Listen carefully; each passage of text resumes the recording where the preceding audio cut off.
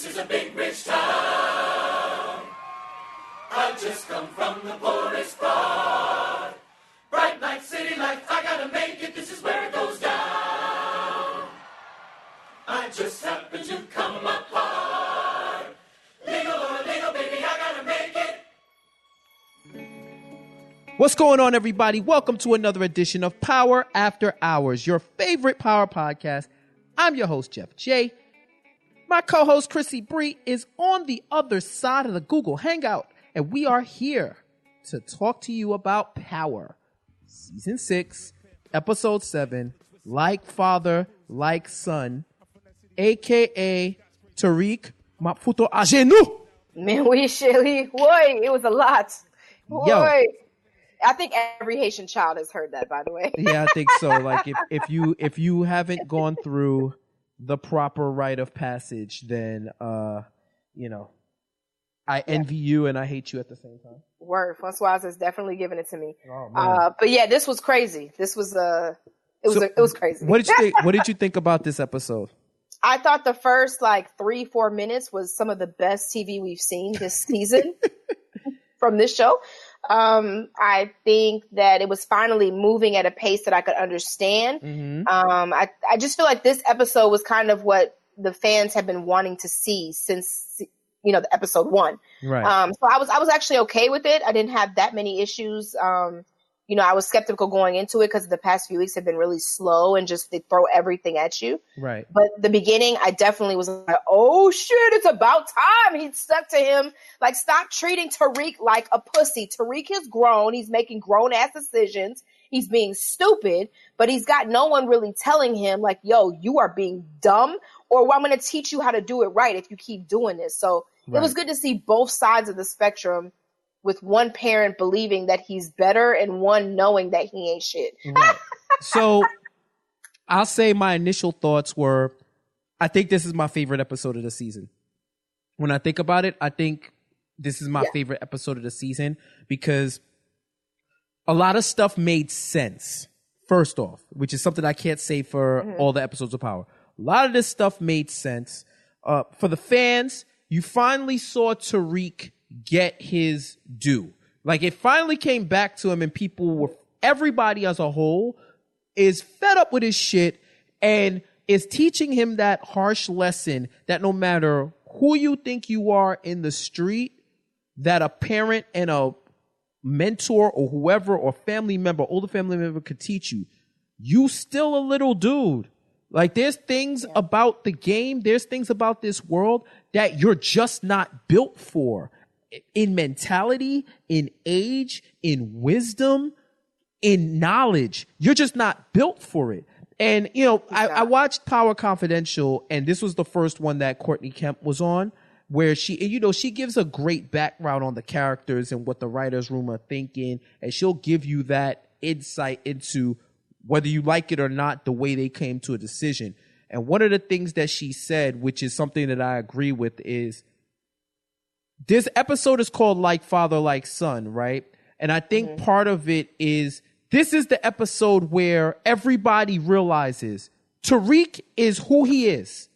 Yeah. Tariq is who he is because of his parents and his upbringing. And once his innocence got broken, he is gone. Yeah. Just like his dad was. The only difference is he had a lot more means than his dad ever did. So while Ghost's harsh realities of life came as a result of circumstance, it was circumstance in different ways, right? Because Tariq was living a fraud life where his parents showed him one side and the other side was way more sinister than he could even imagine, right? And then once it was affected him directly, that's when he looked at it and said, this is my birthright, this is my legacy, this is what I want to do. But Courtney was saying that he was actually getting parented throughout this episode by Tasha, Ghost, Tommy, and Keisha, right? Yep. And I thought about it and I was like, yo, it's right. Like, first off, Ghost channeled his inner Caribbean parent.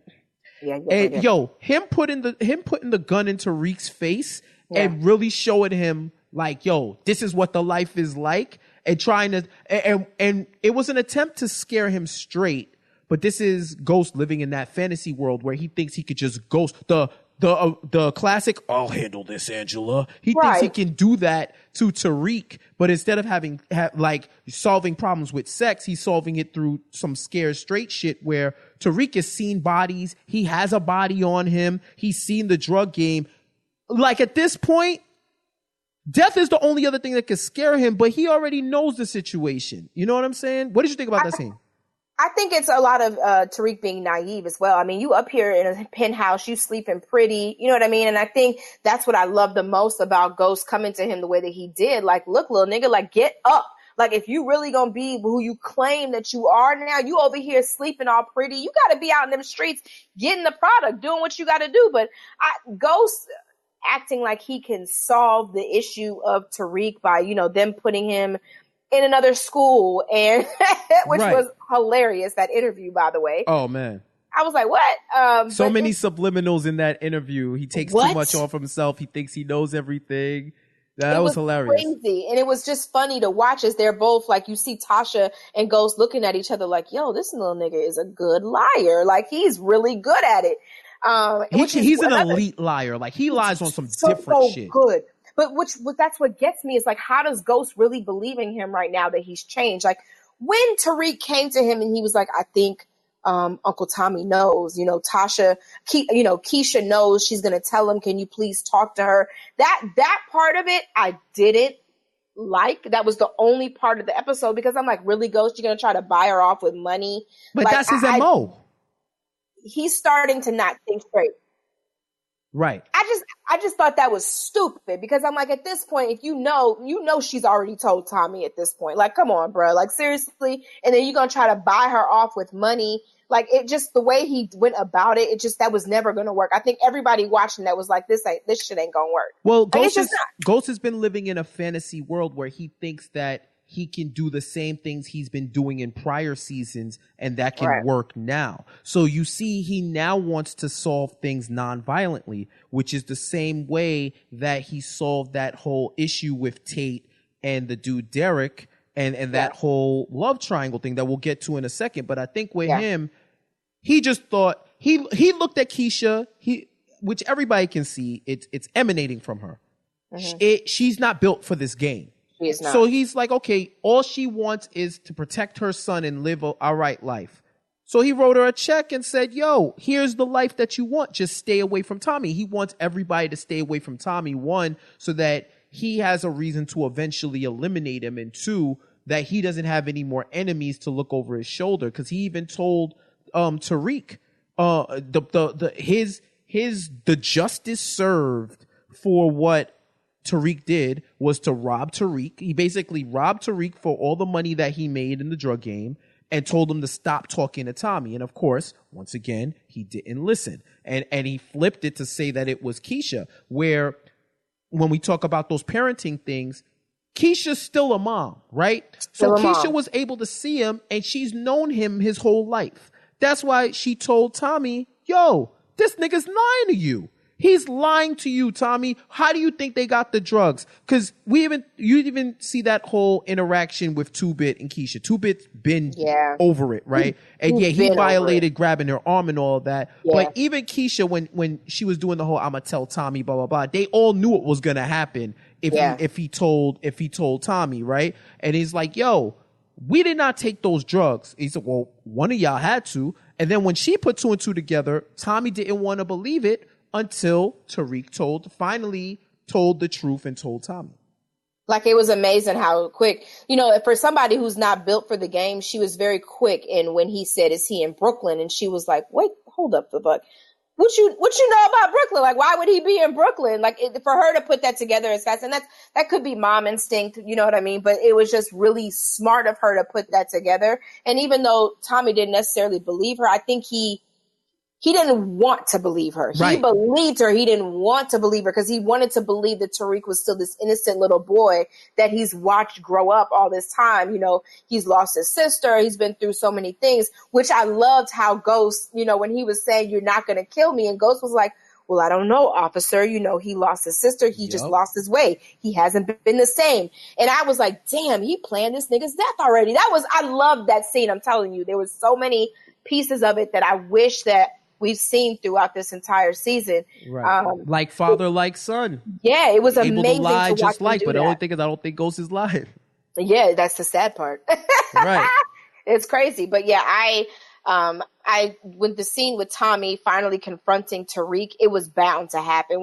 I think everybody's just been waiting for Tariq to get his day with everyone that he claims is his family. Uncle Tommy, but you screwing your Uncle Tommy. You know what I mean? Like, you over here stealing his product. You over here doing all this stuff behind his back, but you still want to claim Uncle Tommy when the time is tough. You still claim you got Tommy and Ghost on your back. And that's not going to happen no more. And the thing about Tommy is, Tommy ain't dumb. Tommy can put two and two together, but when he doesn't want to believe it, just remember the same thing with Holly, the same thing with Teresi, was the same thing with Tariq. And Tariq is the only one that survived that ultimate rage that Tommy has once you betray him. Once you betray him, you're just like everybody else. And dead. even Keisha broke it down. He was like, yo, this little nigga set up Kanan. He's a teenager. He's gonna lie. When you ask him, he's gonna lie to you again. And he's like, nah. He ain't gonna lie to me. He ain't gonna lie to me. And then he confronted him and he lied again. And he let him know. I loved that scene on the roof where he was when he simulated throwing him off and he said, like, this is what happened. Do you feel that? Like, after when he was like, yo, Uncle Tommy, chill, no, stop. Yeah. Takes him off. It's like, this, do you see what you feel? That's the game. That's what happens when you betray me. He's like, yo, we're not family anymore. We're not family anymore because you lied to my face. You could have came clean. You didn't. So now we're not family. You just like your dad. I can't fuck with you like that. We're not family anymore. And that's the biggest pass I think Tommy is given in this whole series. Oh, the whole series. Anyone else would have went over that roof. Yeah, he's quick to kill somebody. I'm really actually surprised Tariq survived that moment. And I think it was actually a little sad because in a way that was Tommy's last and final connection to the St. Patrick family, right? Yeah. He's always called them family. That's his brother. That's his sister. You know, he looked at those kids as if they're his own. He's the godfather. He's the godfather of Tariq. So to see him finally write Tariq off and, you know, you could see the pain in his face. He didn't want to believe it, but unfortunately he had to. So to lose that last piece of the family, and now he truly is on his own. You know what I mean? Like they've always had his back. Now all he's got is Keisha and Cash, and you see him make good on that, you know, with what happens later in the episode. But it was just sad to see Tommy literally walk away from that because you could see how much it hurt him to do that. Right. And that was like just like you said, he extinguished the last piece of his connection to Ghost family and really his connection to the family that he considered his own before Keisha came into his life. So that must have been gut-wrenching for him knowing that, yo, I really can't count on none of them. Because, him and Tasha are estranged because of Keisha. Him and Ghost for obvious reasons. And now Tariq. And I think Tasha's is probably the one that's the most, the least bit damaging just because she has beef with Keisha. But at the same time, it's like, yo, the dude is just a kid and you're not hearing it. And I get it. You know what I'm saying? I get it 100%. But like we were talking about before, right? The other part of this episode, how Ghost is deciding to settle disputes, right? Derek finally figures out that Tate is fucking his wife, right? Okay, first it took him long enough, but once I forgot when Ramona said something and he was just wondering. He's like, Tate's not here. He's like, Tate said she said, where's Tate? And he said she's at a lunch. He's at a breakfast, and then he looked at the counter. He's like, yeah, she's at XYZ, and he was like, wait a minute, right? These niggas are both gone at the same time every time for this same breakfast. Like he finally put it together. Like I've been like, when are you gonna figure this out? Right. And what's funny is I don't know if they were in a hotel or whatever have you that he rolled up on, but he rolls up, he flips out. The dude he's working for is having sex with his wife. So he's like, yo, I'm about to go to the other campaign, let them know all your dirt and blah, blah, blah. So tells Ghost this thinking that he's going to go and do what Ghost does. But Ghost instead shows, I tell you, he shows flashes of the peak smart ass Ghost intelligent, sagacious ghost that always can see a situation and manipulate it to his advantage, right? Mm-hmm. He makes Derek the basically the CEO of the Queen's Child Project with a higher salary in exchange for his silence and all the lawyer fees paid from his divorce. That was like a perfect move. Meanwhile, Ramona wanted Cassandra to basically marry Tate. And I think from what I got from it, she was down to do it if she got the congressional seat. Either that or she was down to just get the congressional seat and not have to deal with Tate as his wife, because then afterwards, that's when Tate proposes to Ramona that they should be the ones to get married on some power couple shit, and he gets curved. Well, she said all it cost us was a congressional seat. So I took that as that's all she wanted. Because she openly said, like, I don't want to marry that nigga. Like, right. Yeah, he's a good screw, but that's about it. Right. So yeah, I think all that she gave her was a congressional seat, which is why he proposed, him and Ramona. But she said she had her eyes on somebody else, child. Yeah, we already know who that is. So yes, sir. Her and Mr. St. Patrick are looking to romp sometime in the future. I love what she shaded homegirl. She's like, you got the look and the age and the blah, blah, blah, blah. Yes. And she was like, you didn't say intelligence. She said, no, I didn't. No, I didn't. And it's like, ooh, yes, girl, tell her. Like, I mean, it is what it is. That thing was bound to be found out. It's good that Ghost was able to, I guess you could say, fix it. Because even Tate was surprised when he walked in the room with old dude, like, oh, this nigga fixed it. Like, I don't even think Tate expected him to do it the way that he did, because he's, Tate kind of knows what Ghost does, but doesn't really know what Ghost does. Right. So yeah, it was good to see that. It looks like Tate and Ghost are finally gonna be, cordial, I guess, because they've just been at odds for the past few episodes, but now it looks like all's good. Well, I mean, they're still gonna be frenemies and this like unwanted business partners. You know what I'm saying? So yeah. It's a very like shaky relationship, but it's gonna be interesting to see where it goes. How about how Dre fits all into this? So Tommy eventually meets with 2-Bit, wants to have the one-on-one with him about touching his woman or whatever. And I love how Spank was the voice of reason, where he's like, yo, fam, he was like the voice of the audience. You know what's going to happen. You going to shoot him, and then what? He was like, a woman has been the downfall of all organizations. It's like he's saying all this stuff to let him know, like, yo, dog, we have your back. We're not the ones who did it. Like you want to go off the deep end. You're going in a world of ruin. So he said, dog, I ain't gonna kill y'all. Y'all just fired. And he fired Spank. He was like, yo, when he fired 2-Bit, he was like, yo, I gotta go too, bro.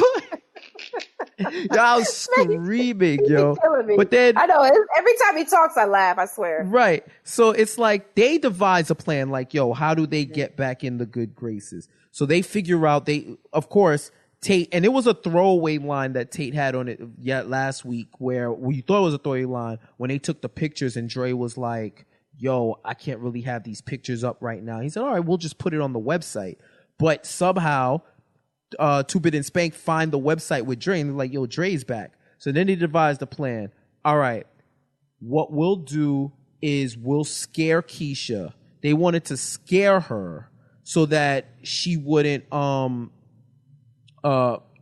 scare her so that they could get back, and then also made a plan to kidnap Dre and bring Dre to Tommy, knowing that Tommy would want to kill Dre, right?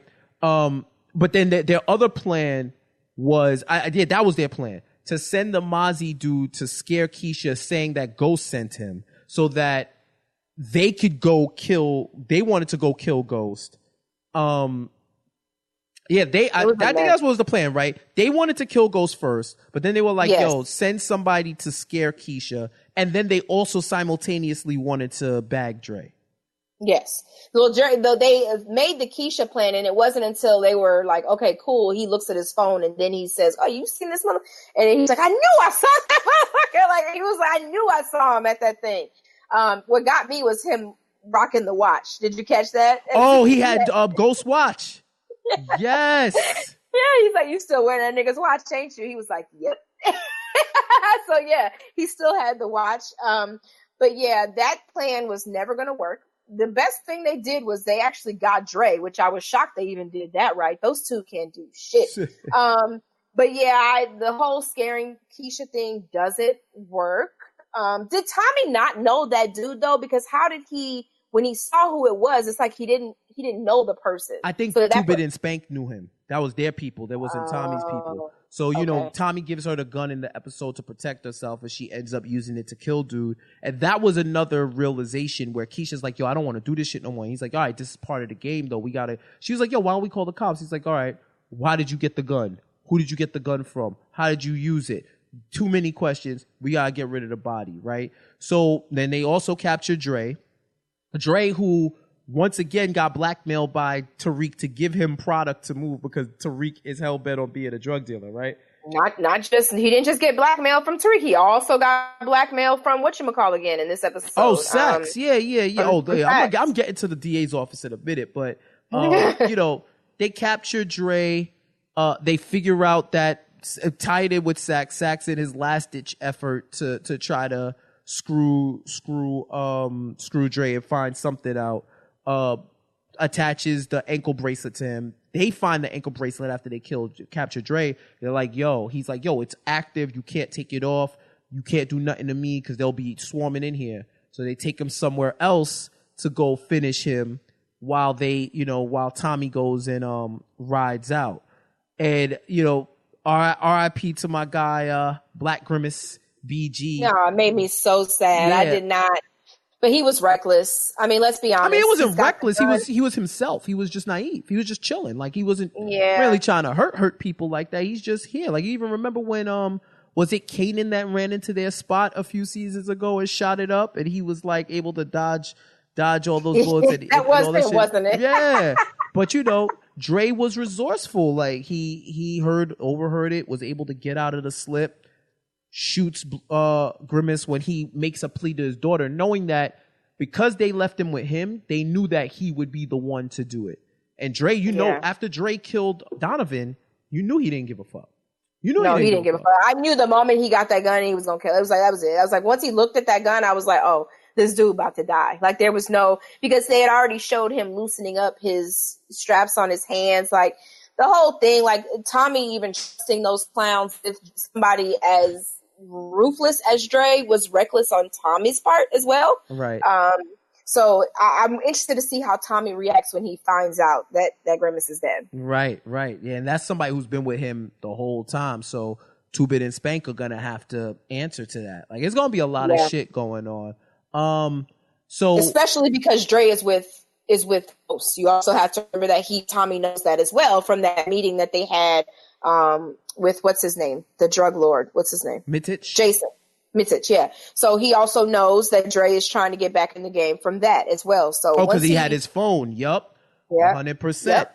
And that led to the whole confrontation from Tommy. He confronts Ghost at the meeting place where Ghost is trying to make the change. He's like, yo, Jason, why you trying to replace me? Blah, blah, blah, blah. Like, and then Jason is like, yo, you know what? Screw it. Y'all two are gonna work for me now. You two are best when you work together. So I want you two to work for me. Unless you want your if you work for me, y'all don't gotta pay me no more. If you don't work for me, it doubles. And if either one of you dies, the other one is gonna die. So it gets back to what I was saying before, that they're going to have to find a reason at some point to kill him. And the fact that they're being forced to work together now is reason why. And they say it afterwards when Tommy finds out, when Keisha says that Ghost sent somebody to kill her and he gave her money. I know he kind of felt like it was conflicted, but when he ran up on the Ramona meeting in Truth and was like, yo, you sent a hitter for Keisha. And he's like, dog, why would I send a hitter for Keisha? Like, it didn't make sense. It doesn't make sense. Like, he's like, Tommy, you know me. Why would the fuck, of all people, why would I send a hitter for Keisha? He's like, hey, you try to pay her. He's like, yo, what? It's a problem trying to pay people off now? And he flashes the gun like, oh, so you gonna kill me, and then Mitch is just gonna kill you. Like, what's up? And he's like, I know. So then they're like, yo, you know what we got to do. And remember, he tried to propose this earlier this season, he did, and he got curved. But now they're literally in a lose-lose scenario where they're gonna have to trust each other just a little bit more in order to keep it going. We'll see how that works, honey, because I don't know. You can tell that Tommy doesn't trust Ghost at all. Ghost wants his friend back. Like, I can see that in Ghost. You know what I mean? I feel like a part of him wants his friend back, but at the same time, your friend killed your girl. So I don't know if they'll ever be back to the brothers that they were, but I do agree with you. They will have to work together to kill Jason. Yeah, 100%. Speaking of that, it looks like Cooper Saxe's his white privilege is read out. It's ran out. The clout chaser is done off. I hope he don't turn into Greg, man. Remember Greg was working off the books when he got and we all know how that turned out for Greg. Bless his heart. I hope he don't happen to Saxe, but I love the actor who actually plays Saxe. Like, if you ever look at his Instagram, his whole thing is it's not my fault. Like, he literally will name every death and he's like, I didn't do it. Like, right. His Instagram is really funny. But he's had his hand in so many moves, and I love that his boss called him out on that. Like, okay, so what was your plan? You sit in here and you've worked into a deal with Proctor's ex-wife. You knew Proctor let her die, but you did nothing about it. You chose to continue to blackmail. You've literally done so many things wrong at this point that I could put you in a jail cell. Like, I'm surprised Saxe was not arrested in office. Like, he did so much shit and at what point is Dre gonna find out that thing he's got on his ankle ain't even that shit ain't real? Right. How about the fact that Warner, the lead DA, is trash too, because he let all this happen. He wanted him to get boxed in a corner and said, if anything else comes up, that's your ass. But all this death has happened. Maria Suarez, Joe Proctor, Lindsay Proctor, all these people have died since he let Saxe roll. Shit, you could even count Donovan, to be honest. Because all of this has happened since he allowed Saxe to stay around.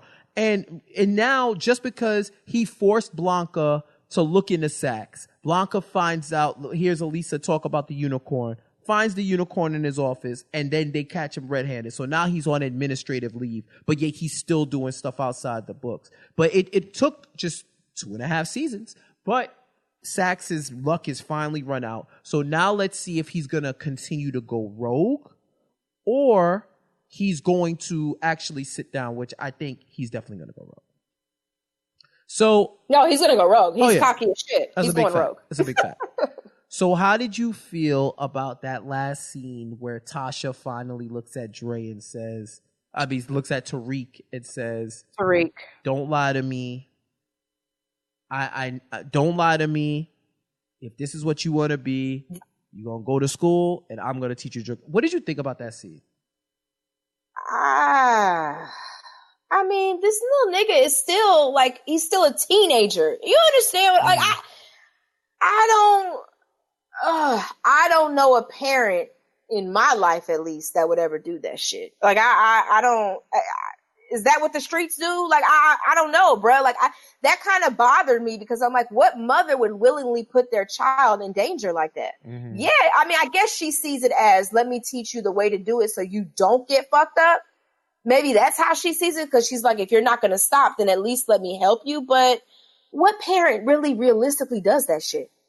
Yeah, it's good for TV, but I didn't care for it. Like, at least he told her the truth. Like, when she asked him, listen, were you supposed to get a cut of when you were kidnapped? Like, she asked a lot of questions and I was like, okay, good. He's answering them. But I don't know. I couldn't fuck with that scene. I didn't get it. As a parent, that shit bothered me. But maybe I'm too emotional. Well, there's a couple of things. One, I saw a commentary on it, and some people are saying that she didn't want to lose another child and realizes that Tariq, no matter what, because he found, remember, he admitted that the Vincent thing was a hustle and he was going to get a cut, which I didn't know about that until they said it this episode. He was going to get a cut. She was tired of the lies. And he was like, all right, mom, I'll go to school. She's like, oh, not just that. I know you're going to do whatever it is you want to do regardless. So if that's the case, then if you're going to do this drug shit, you need to do it right. So I'm going to teach you the game, but you're going to be better than what your dad was because you're going to go to school, get a legit education while also getting the street education from me so that you never have to worry about any of the bullshit that your dad went through. So it kind of aligns with what I've been saying before the season, that they're trying, like Tariq is trying to become the new and improved Ghost, like somebody who has a legit education, a higher education, and has that street knowledge that they could get to a position where they have a legit job in business, kind of like what he's doing with Truth while still moving weight. So that's, and let's not act like that's not real life. Like, there are a lot of people who, that do that. You know what I mean? They have the legit education and they run in side hustles that are fucking illegal as shit. So that I get that part of it. I just didn't see, technically in my eyes, Tariq is still a child, because when you look at how they treated Raina so fragile. So, they treated her age, and now we're treating Tariq like he is a man, and he's not that yet. Yeah, he's experienced things, but that he's not a man. Like, he's still a kid to me. So that's the part that bothers me. I don't feel like Tariq is ready for what Tasha is slinging his way.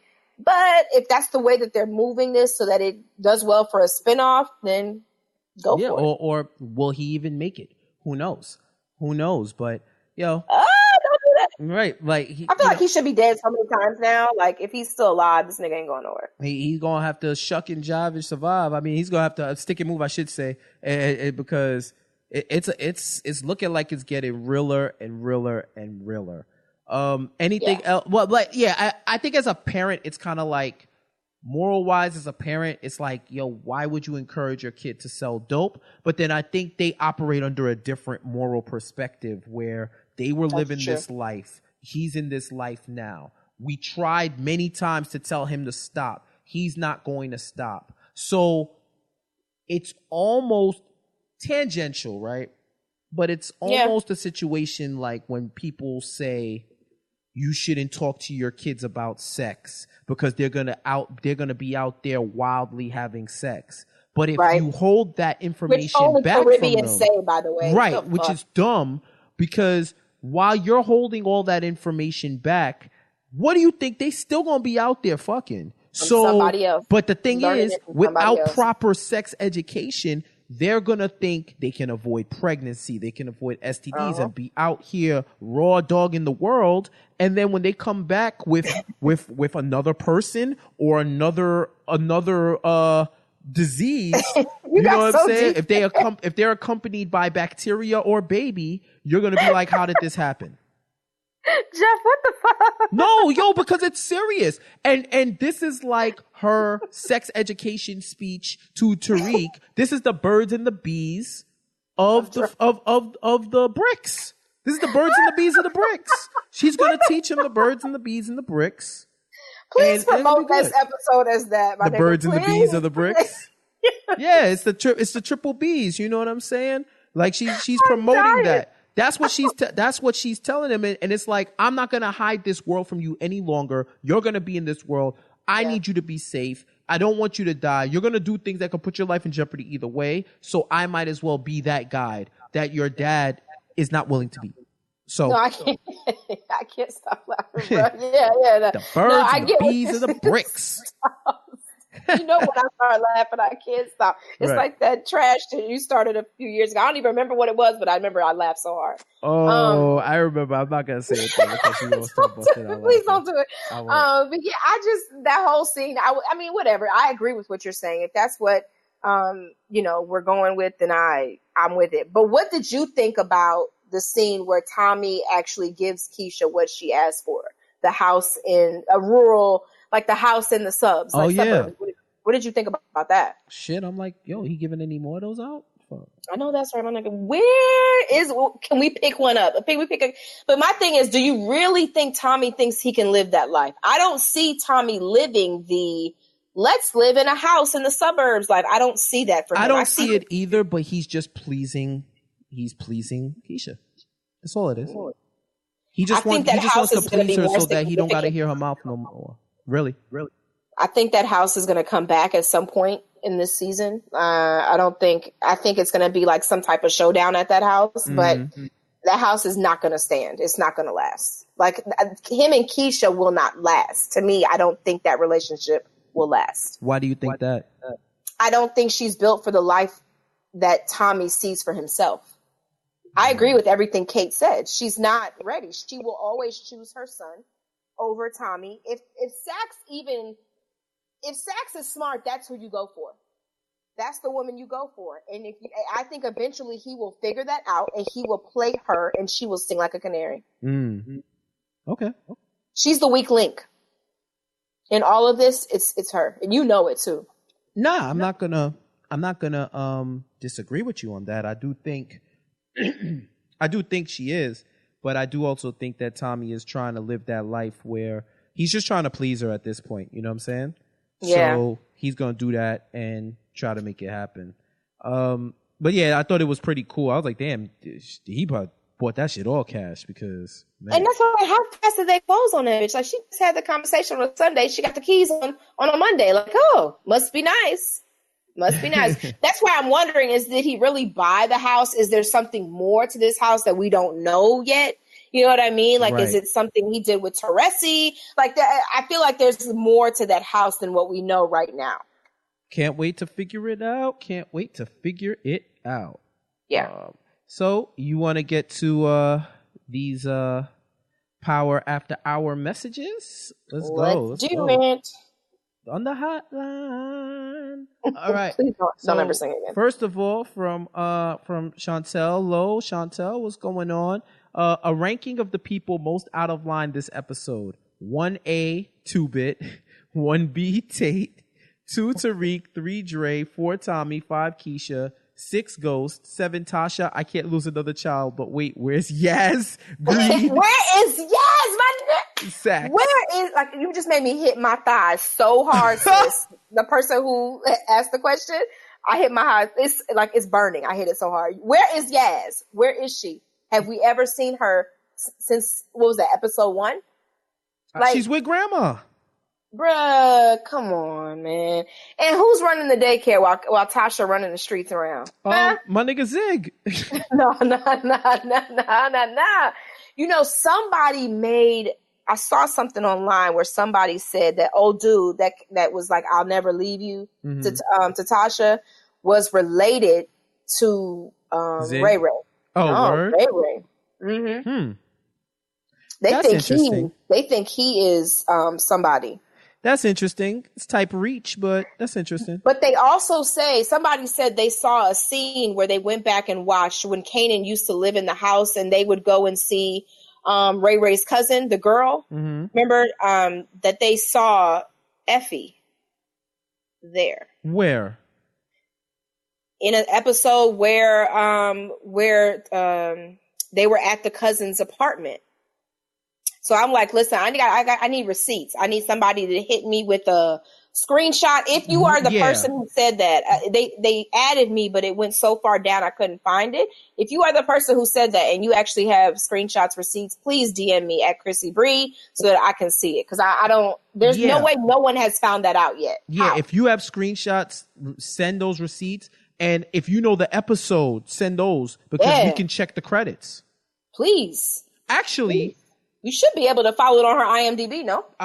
You read my mind because I was just about to say there's no, like, if we have the actress Power.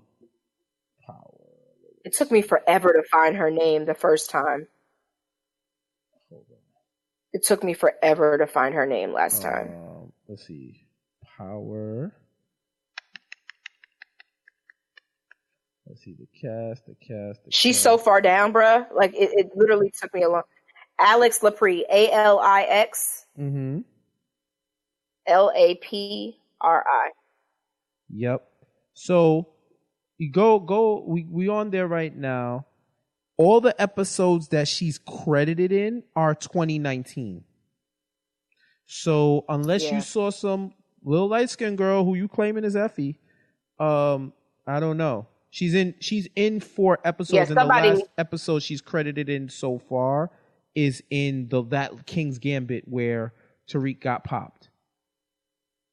Unless they purposely aren't giving you credit for it, which is crazy. Yeah, which would be crazy, maybe. But this person was like seriously adamant that he'd seen her in it. But I could not find that tweet to save my life. The person either deleted it or it just went so far down because I had so much conversation going that night and I couldn't find it. Mm-hmm. But if you're that person, please let us know. Like, or if you're somebody else who claims to have seen Effie, like, let us know. Right? Yeah, 100%. Because she did. That girl did used to have people at her apartment. She did. She had people at her apartment. Mm-hmm. I just don't ever remember seeing Effie there. Yeah, I mean, maybe Effie where Yaz is. Who knows? Let me find out. Let me find out. Effie is Yaz grown up. Right. Effie is time displaced Yaz from the future. Crazy. Nobody knows where Yaz is. We need to start like a where are they now? Right. Like, where is she? Get a milk carton and put her on the side. Like, where is Yaz? Exactly. It's crazy. Why even make her a child if you're not going to use her too? That's another thing. Like, why even introduce her to us if she has no purpose whatsoever? Hey, maybe she's in the spinoff. All right, let's get to the let's get to the emails. Y'all been sending emails. I fucks with it. All right, this one is from Isaiah Flowers. Do you think since Tasha agreed to teach Tariq the game, that was the writers giving us a hint the spinoff will be about Tariq? I've always thought that this was gonna be carry on Tariq legacy in the next season with whoever Mary J. Blige is supposed to be, probably being the next big bad person that's going to be in it. They also said that it's supposed to center women a lot. So I don't know, but I think it may just be a misdirection and Tariq is going to get killed and that's just what it is. It could be that. Queen of the South in New York? Right. I guess so. But I think it may be, I'm holding out for it being a misdirection because it seems very straightforward, but that might be something they want to do to roll into it. So my thought is, I guess it could be anything, man. But he is promoting the hell out of Mary J. Blige though. So I don't know. I don't even know who she would be to Tariq at this point. Right. Exactly. So, I have no clue. I have no clue who it could be, who it might be. 50 did say it will premiere. What did he say? 48 hours. 48 hours after the finale. So we shall see. Word up. Okay.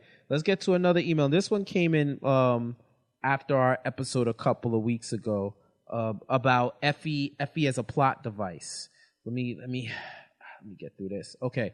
This is from Jennifer Williams. What up, Jen? I want to disagree with you about the Effie situation being a plot hole or a loose thread in the plot. Now, I think this was the episode with me, you, and said. I can't remember who said what. No pun intended. I don't know who said that. Maybe it was said. I don't remember. I don't remember saying it. A plot hole. Yeah, saying that the whole thing with the Effie herself was like a plot device or a plot hole or a loose thread that had to be taken care of or whatever the case may be. Listen, I have mom brain. If I said it, I damn sure don't remember. I blame everything on mom brain. Oh, I forgot milk. I don't remember that shit. Yeah, it's like, I don't know. But wait, hold on. They have more. Hold on one second. Okay. Don't say this. I don't remember that conversation. Don't say this. Yeah. So, in my opinion, Effie was just a plot device to. I want to disagree with you about the Effie situation being a plot hole or loose thread in the plot. In my opinion, Effie was just a plot device to initiate other major plots in the show. I think Effie was already selling drugs at Choate, and Tariq was encroaching on her territory. Unlike Tariq, who was messy with his drug dealing, loose-lipped friends selling for him, flashing wads of money, buying expensive watches, items, she was more undercover with hers. Like Tariq said, she looked like she needed some extra money. I think she was just more low-key with her dealing so that she would not get caught / suspected of dealing drugs.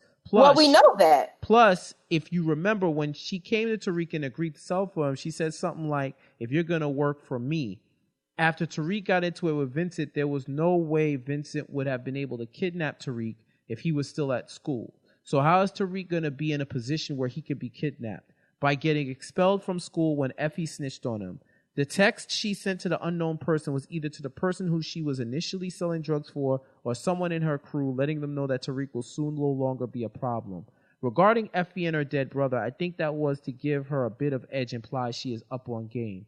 Once Tariq was home, other plots were initiated. He disabled the lock and left the back door open to allow Tommy to kill Proctor. He helped Ghost make a connection with Benny because Tariq made sure Elise Marie made it to him safely, which prevented him, Ghost, and Tommy from being killed by Vincent, and initiating other future plots. Whatever Tommy's going to do now that he realized that Proctor had legitimate mom connections. Most importantly, his behind got a well-deserved beating with a pillowcase of oranges.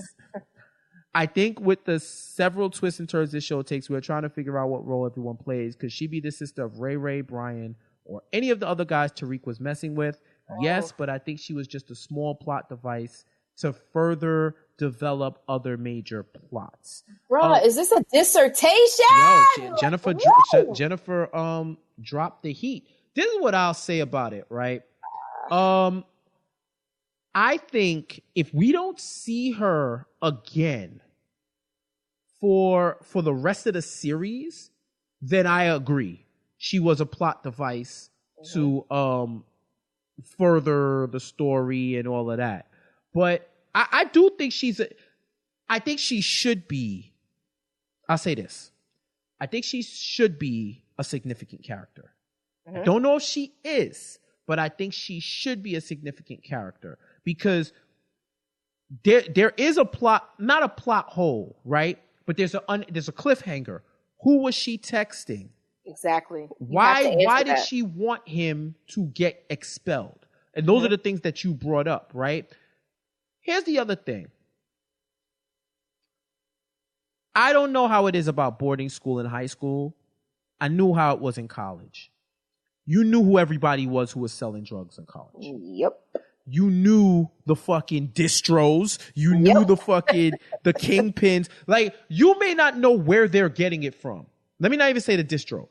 I may not know where you're getting all this weed from and all these pills and all this shit, but I know who has it. Yep. And we know who to get it from. Maybe if you're saying that she is I'll say that. Maybe she's the distro for the campus and you know the sellers and the person that's supplying her, we don't know. Maybe. We need more though. That's why I'm saying I think her character is not done because we still need more. I still think Tariq has unfinished business with her. Mm-hmm. He looked back and he saw the piece down, so he knows it was her. I think at some point Tariq is going to approach her again, but when he does, he's going to have his game right. You understand what I'm saying? Right. I think she kind of gave away the fact that she was working for somebody else when she shot that text. So like, I know I'm not the only one who got that vibe. Like the Jennifer, who wrote the, I don't want to say text because that was very long, man. I don't even know how she got all that out. Right. But when she was writing as if like Effie didn't give her a spot up. Like she told us, like when she was sending the text, like it was pretty apparent that she's been dealing this whole time. She was just using Tariq to get more information. That's what I got from it. So maybe that's not a common thread, but I saw a lot of people talking about that as well as the episode was going on. So maybe she missed that. But I'm pretty sure that's what Effie was trying to say when she was sending that text. Right. And I think that's kind of what she was alluding to, that clearly she's working with somebody else. And they have to bring that to the forefront. Was it did she snitch to the headmaster or the dean or whoever to get Tariq? Was that the anonymous line that she hit, or was she hitting somewhere else? Because clearly someone told on him. And I think what I got was that Effie told on him. So the answer is why. I want to know why. Is it because she wanted to be the only one selling, or was she just did not want to do it? But the fact that she wanted to do it, but he didn't have no product. he ran out of product. And see, the problem with her was that he couldn't give her what she needed, which is why I still think she was talking to somebody else in the game, because she said he won't be a problem anymore. And she also brought up the fact that he didn't have any product, if you remember. Right. So I think she was talking to somebody in the drug game. I don't think it was somebody in the school. I think Effie is what she said she was. She was on the campus running shit. She was low key. Just like Jennifer said, she was low key. She saw Tariq flashing and she had to step him off. Period. That's what I think went down. But I still think they have that loose plot hole. We do need to know who she was talking to. And I think that will come to us in further episodes. And I think that's going to come to us in the form of Tasha when she is dealing with her dealer. Right. 100%. Mark my words. I can't wait to see it. I hope they tie that up. All right. Any more thoughts before we get out of here? No, sir. Chrissy's like, I am tapped out. I'm done talking about that damn badass Tariq. Listen, I love Jennifer. Whoever Jennifer Williams is, shout out to you, man, because I could not have written that long of a response, sis. Like, you really broke it down. Like, seriously, you should have a blog about power. I know. I loved it. I loved it. Thank you so much. And thank you for everyone that participates. And thank you for listening. As always, if you want to participate in on this conversation, send us an email, powerafterhourspod@gmail.com. Hit us on Twitter @powerafterhours. We usually send out a link or a message after the show to like get your questions and comments in, but you can add us at any time with the questions and we'll compile them either there or through the email. You already know how to hit us, but we'll tell you once again how to hit us on social media. Chrissy, where can they find you?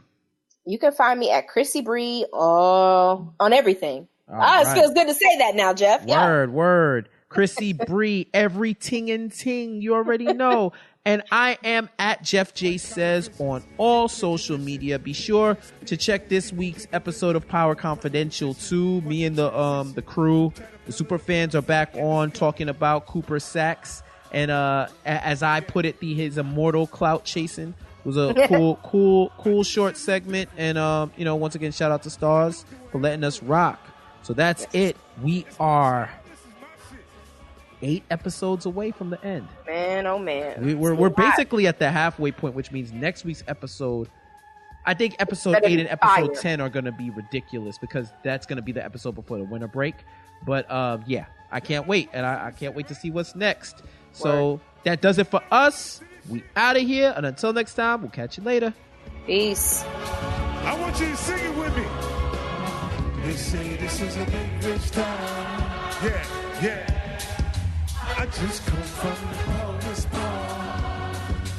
Right like city life, I gotta make it. This is where it goes. Yeah. I just have to know. Wait a minute. They say this is a big rich. Say what? I just come from bright light, city light. This is where it goes down. Yeah. I just have to know. Legal, baby. I gotta make it. South side.